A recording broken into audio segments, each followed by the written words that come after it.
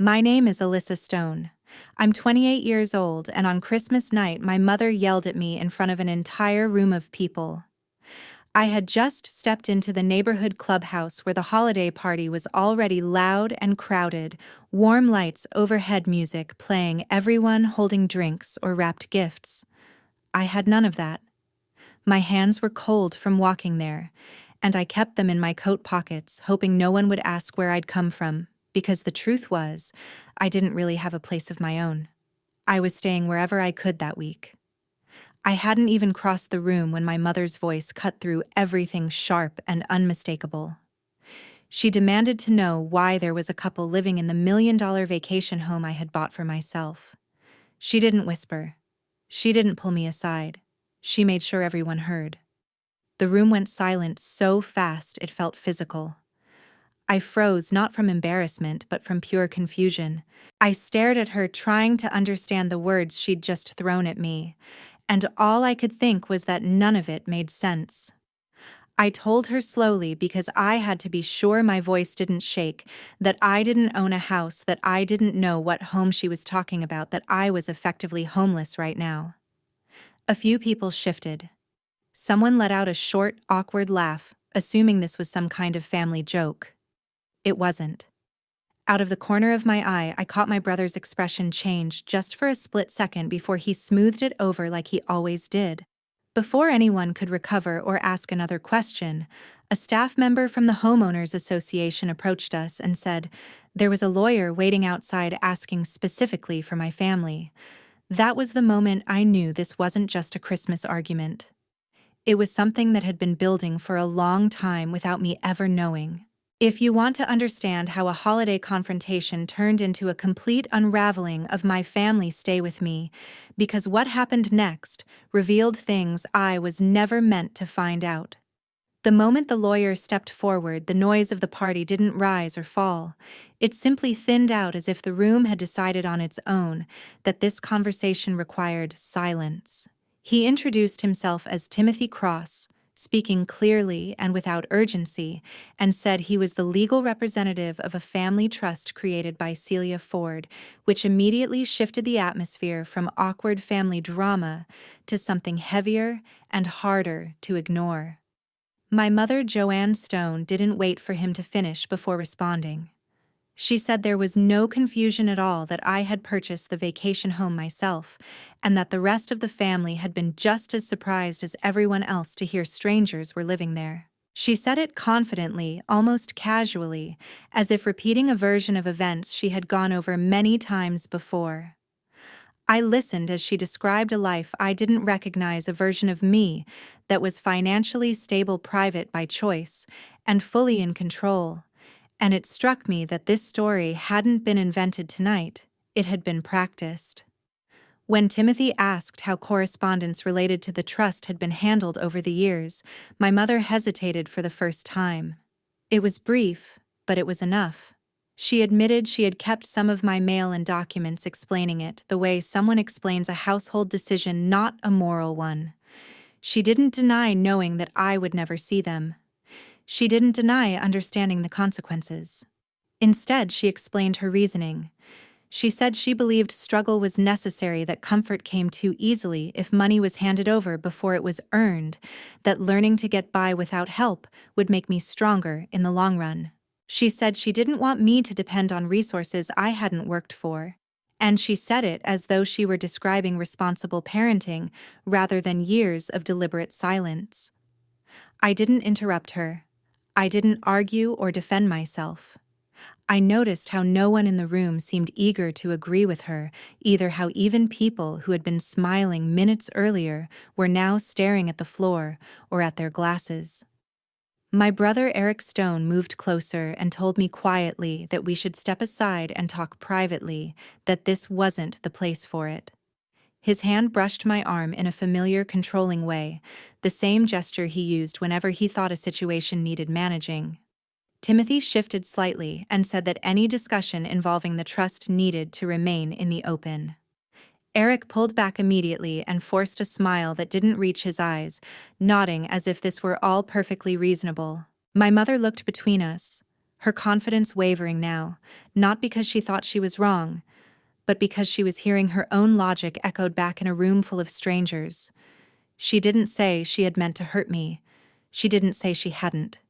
She repeated that she believed she had been doing what was best for me and for the family, as though those two things had always been the same.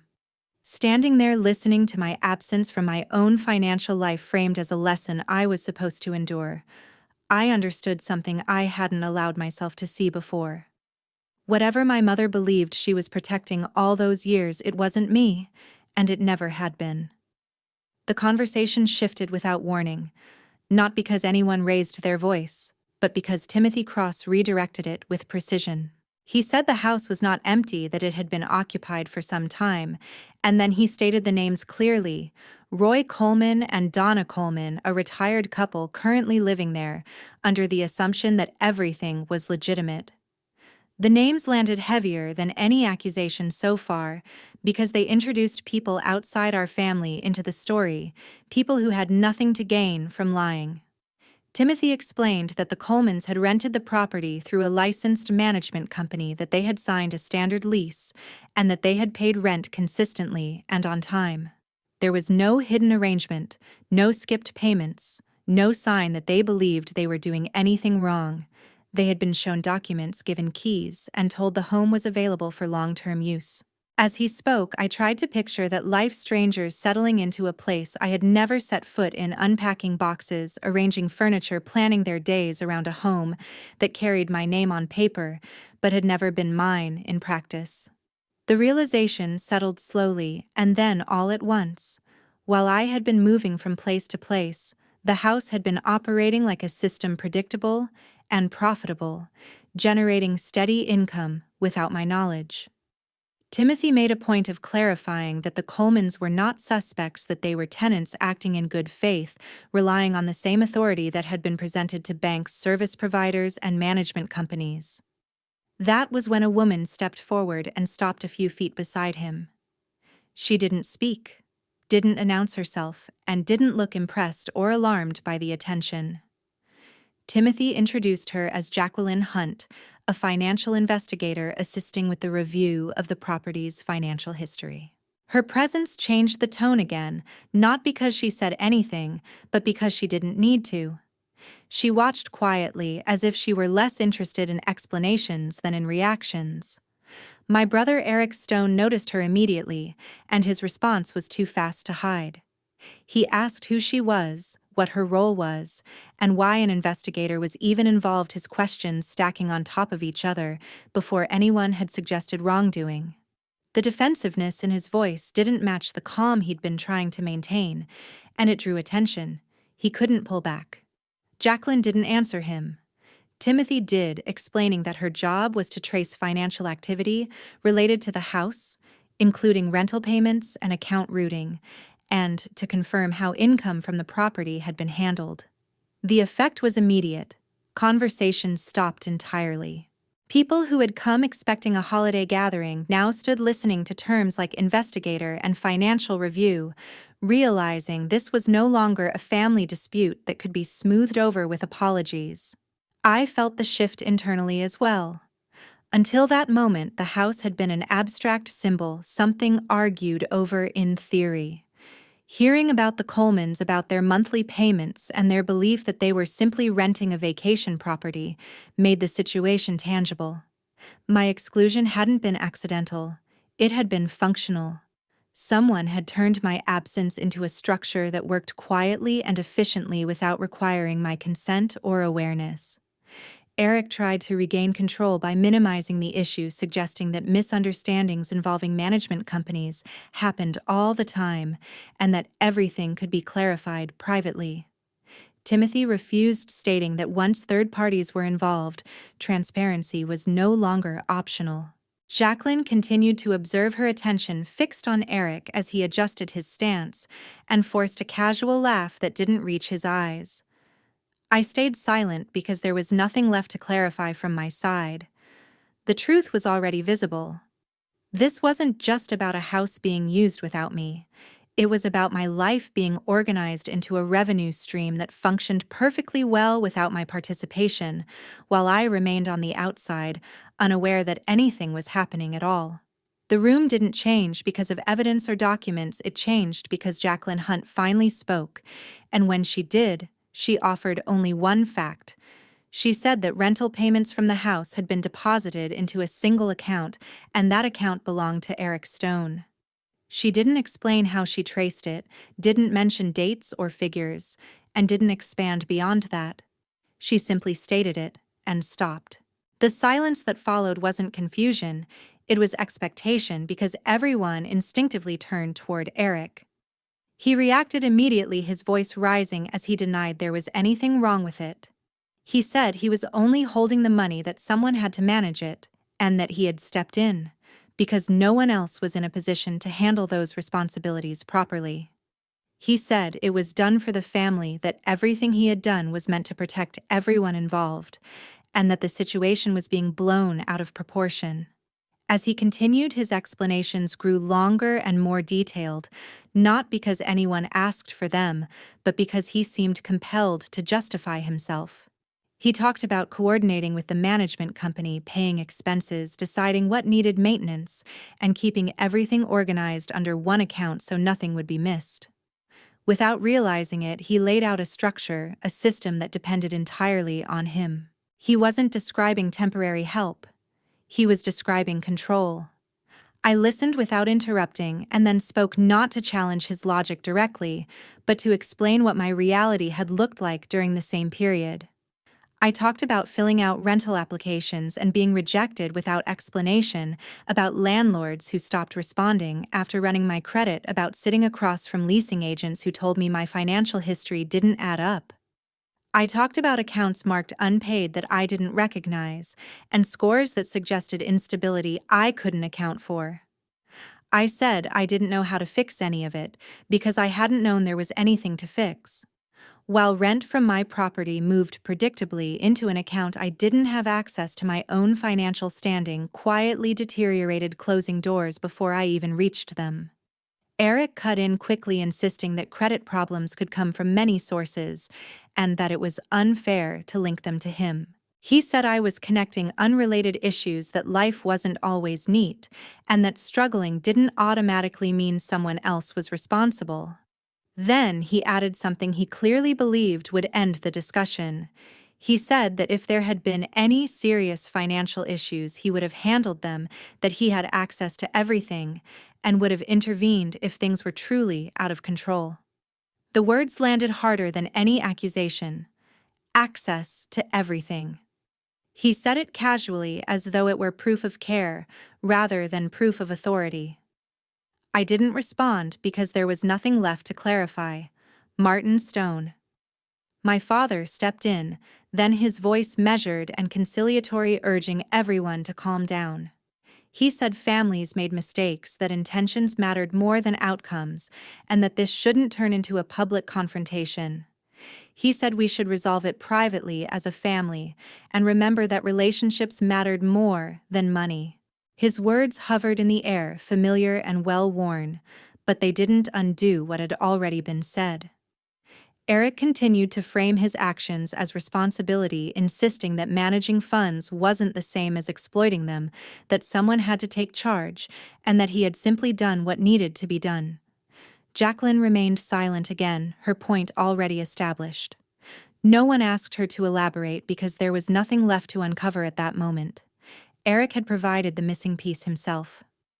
Whether he truly believed his explanations or was only trying to make them sound reasonable no longer mattered. By speaking so freely, he had confirmed not just where the money went, but who decided its fate. And in doing so, he had shifted the question for everyone listening. This was no longer about whether the situation looked bad on paper. It was about whether control could be justified as protection, and whether intent was enough to excuse the consequences that followed. Then the discussion narrowed to a single document: Timothy Cross placed it on the table without ceremony and identified it as a power of attorney, authorizing financial control over my assets, the instrument that had been relied upon to justify decisions about the house and the money. He didn't frame it as an accusation, he framed it as a fact. Jacqueline Hunt followed with a concise clarification explaining that the document's creation did not match its stated date, noting that the microscopic printer identification pattern embedded in the ink revealed it had been produced much later than claimed and on a home office device rather than through a bank or law firm. She stopped there. No lecture, no speculation. The technical gap was enough to collapse the document's credibility.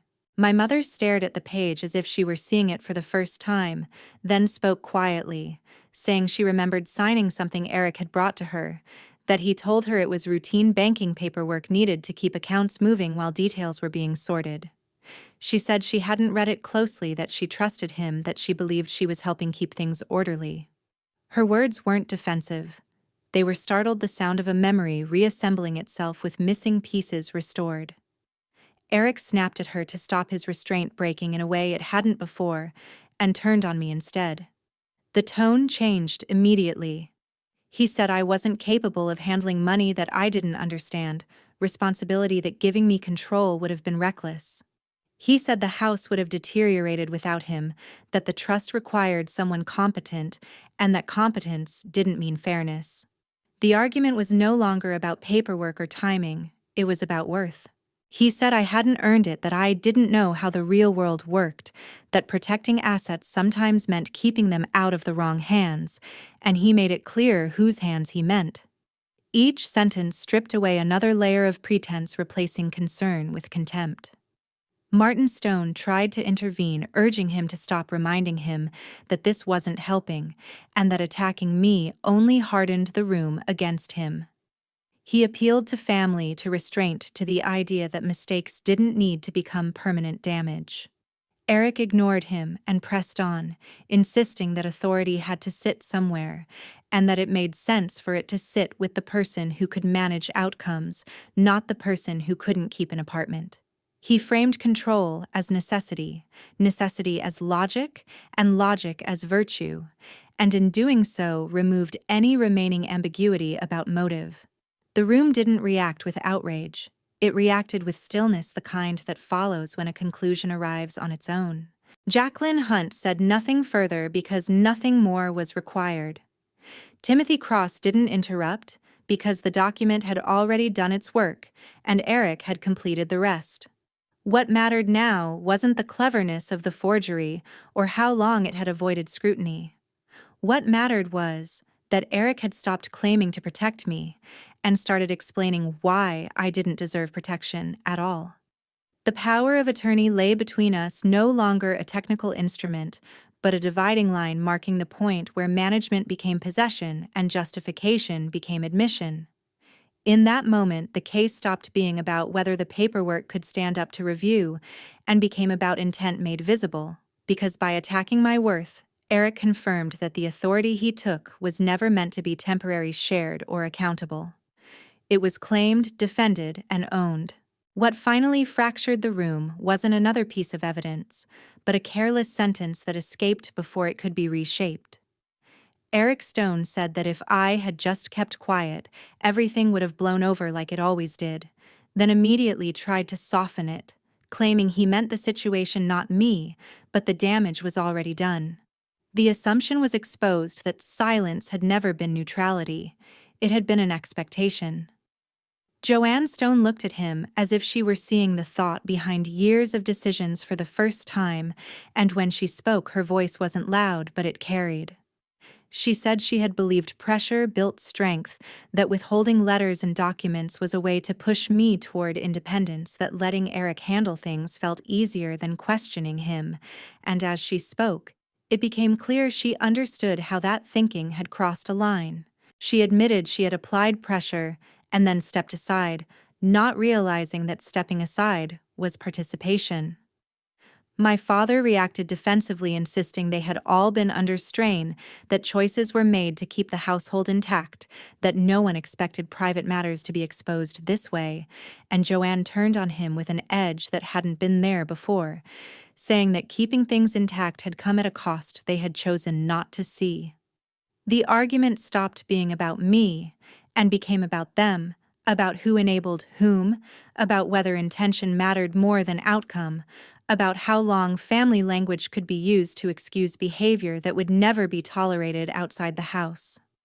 Eric pushed back, saying he had taken responsibility when no one else would, that someone had to manage the situation, that chaos would have followed if he hadn't acted, and in saying so, he reinforced the very control he was trying to deny. Cara Stone stood off to the side throughout, saying nothing, not intervening, not leaving her silence functioning differently now, not as avoidance, but as witness, making it clear that what was unfolding didn't need commentary to be real. The room shifted again when Timothy Cross spoke, his tone measured as he informed everyone that the filings to freeze the relevant assets had already been submitted. He explained that the action was procedural, intended to prevent further movement while the facts were reviewed, and that it wasn't a reaction to the argument, but a step prepared in advance once the situation met the threshold.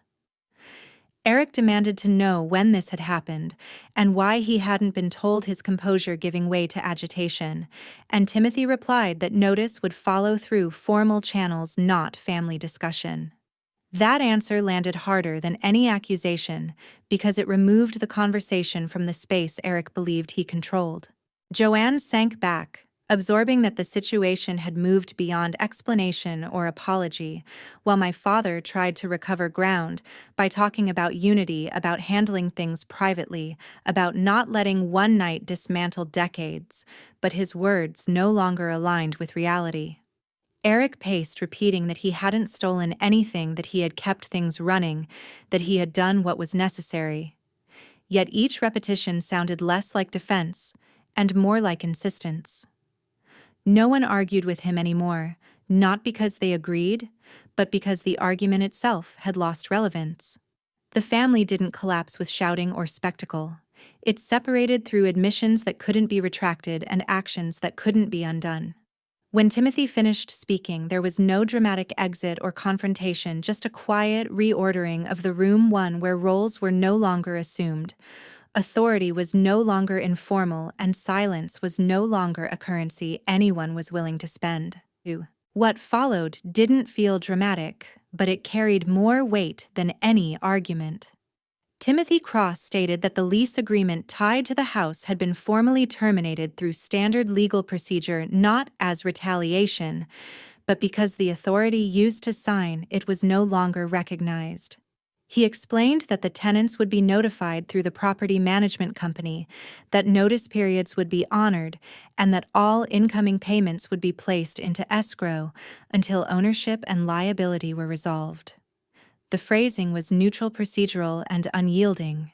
He then added that civil action had already been initiated to recover misdirected funds, and that a separate fraud investigation would determine whether criminal thresholds had been crossed, emphasizing that neither process depended on family cooperation. Almost as an afterthought, he noted that access to the family trust had been suspended for all involved parties, pending review, their authority removed without exception. Eric didn't argue this time. He stood still, processing the shift from influence to exclusion, and asked whether there was still a way to resolve things quietly without courts or investigations.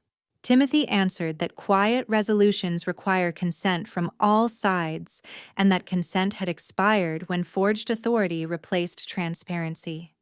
The statement ended the discussion without raising a voice. My father didn't intervene. Cara Stone remained silent, present but unmoving, her role no longer ambiguous. The gathering began to loosen as people edged away, conversations lowering, coats being collected, the public aspect dissolving into private discomfort. It was during that thinning moment that Joanne Stone approached me and asked if we could speak alone. She didn't frame it as an apology or a defense, just a request. I agreed. We stepped into a side room where the noise softened but didn't disappear, and she spoke carefully, choosing words without rushing. She said she knew she had applied pressure where support was needed, that she had convinced herself endurance equaled growth, and that silence was safer than conflict. She said fear had guided her, more than judgment, fear of instability, fear of confrontation, fear of admitting she didn't know how to fix what was breaking. She acknowledged that by trusting Eric to handle things she had surrendered oversight, and that surrender had consequences she could no longer deny. She didn't ask me to stop anything already in motion, and didn't ask for forgiveness. She said she only wanted me to hear her acknowledge it clearly. I listened without interruption, not because I felt obligated, but because I wasn't bracing anymore. My hands were steady. My breathing was even. The urgency that once pressed every decision wasn't there. Joanne paused, waiting for something that would define the moment, and I didn't give her a verdict. I didn't reassure her, and I didn't shut her down. I let the silence remain unfilled, not as punishment, but because clarity didn't require immediate response. When we returned to the main room, the dynamic had shifted again.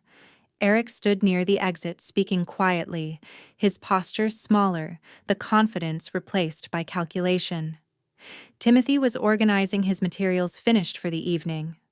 The outcomes were no longer theoretical, but they also weren't complete. People continued to leave one by one until only fragments of the gathering remained.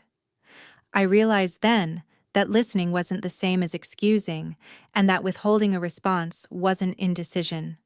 Some choices don't need to be announced in the moment they're formed. They solidify later once the noise fades, and the shape of what remains becomes clearer. I didn't define what this moment meant, because definition would have narrowed it too soon. What mattered was that for the first time, the direction forward wasn't being set by pressure, fear, or expectation, and whatever came next would be chosen deliberately, not out of habit or silence. When there was nothing left to resolve inside that room, I walked out of the clubhouse without pausing, without announcing it, without looking for a reaction. The door closed behind me and no one followed, which told me everything I needed to know about where things stood. Outside, the night was quiet in a neutral way, not comforting and not hostile, just absent of demand. By the time I reached my car, the separation was no longer emotional, it was procedural. Any future contact would go through attorneys, only a condition already attached to the filings, reinforced by a no-contact order that removed the possibility of side conversations, apologies, or pressure disguised as concern. I didn't negotiate that boundary, and I didn't soften it. Clear limits only work when they aren't treated as temporary. I didn't go back to my parents' house, not that night and not after. There was no reason to. Whatever history had lived there no longer functioned as shelter and obligation. Without safety isn't obligation, it's exposure. Personal records were retrieved through counsel, remaining logistics handled the same way efficiently and without my presence. The process felt unemotional because it was meant to be. Emotional endings invite reopening. This one didn't. Messages stopped coming because there was nowhere left to send them. Silence settled in, not as punishment and not as withdrawal, but as a maintained condition. I didn't explain myself to extended family, didn't issue statements, didn't clarify motives. Explanations invite interpretation, and interpretation invites debate. I wasn't interested in debate. Over the following days, updates arrived in writing, factual and restrained, outlining next steps, timelines, and restrictions. The house, the trust. The accounts were addressed without commentary, without moral framing, without anyone asking how I felt about it. That was the point. I didn't ask how my family was responding and didn't seek reassurance that they understood. Understanding wasn't required. Compliance was. What had once been managed through silence and endurance was now managed through distance and documentation. I noticed the difference immediately. There were no sudden calls, No requests to talk things through, no attempts to redefine what had already been decided. Silence no longer functioned as pressure, it functioned as space. I didn't label the decision as forgiveness or strength or healing. Labels make choices smaller than they are. This was simply alignment choosing conditions that didn't require constant self-correction. There was no final conversation meant to provide closure and no lingering scene to soften the outcome. Closure isn't a conversation. It's the moment you stop waiting for permission to leave a situation that no longer serves you. I moved forward without revisiting the past to justify myself, and without projecting it into the future to warn myself. Distance clarified things that proximity had distorted. Without ongoing negotiation, my attention returned to where it belonged, to actions instead of reactions. The clubhouse became just a location I had passed through. The people inside it became names tied to legal documents, rather than roles tied to my identity. I didn't measure success by their regret, or by any sense of relief on my part. I measured it by consistency. Days passed without interruption. Decisions stayed intact without reinforcement. When nothing arrived asking me to respond, explain, or reconsider, I knew the break was holding. The story didn't conclude with reconciliation or punishment or a moral summary. It concluded with a decision executed quietly, maintained deliberately, and left untouched. The kind of ending that doesn't echo because it doesn't need to. Thank you all for taking the time to watch the video. If you found this story meaningful, don't forget to like, leave a comment sharing your thoughts, and subscribe to the channel so you don't miss any upcoming videos.